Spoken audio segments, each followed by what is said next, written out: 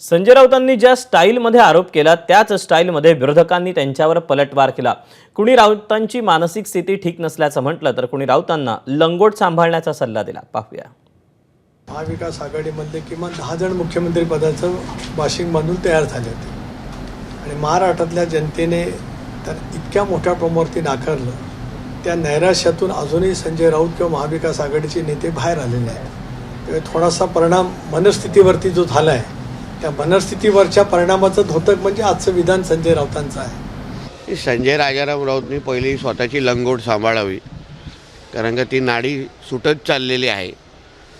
उबाटामध्ये जे काही आदित्य ठाकरेच्या कार्यपद्धतीबद्दल एक फार मोठी नाराजगी आहे, त्याच्यामुळे उबाटामध्ये आता नेमकं कोण राहणार, किंबहुना संजय राजाराम राऊत पण उबाटामध्ये किती काळ राहील ह्याच्याबद्दल पण एकदा कधीतरी लेख त्यांनी सामनामध्ये लिहावा। हे सगळं चाललं आहे। दिवा विस्ताराला जो फडफडतो तशी शेवटची फडफड त्यांची आहे, उद्धव ठाकरेंची।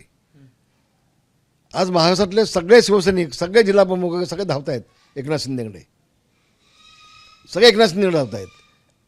आणि तुम्हाला पुन्हा एकदा सांगतो, मुंबई महानगरपालिकेमध्ये जीव जसा राक्षसाचा जीव पोपटामध्ये असतो ना, तसा उद्धव ठाकरेंचा जीव मुंबई महानगरपालिकेत आहे।